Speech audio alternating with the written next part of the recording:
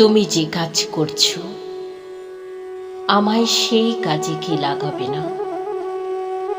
কাজের দিনে আমায় তুমি আপন হাতে জাগাবে না?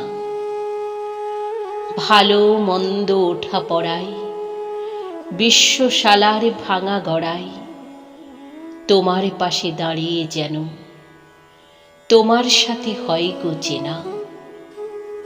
ভেবেছিলেম বিজন ছায়ায় নাই যেখানে আনাগোনা, সন্ধ্যা বেলায় তোমায় আমায় সেথায় হবে জানাশোনা।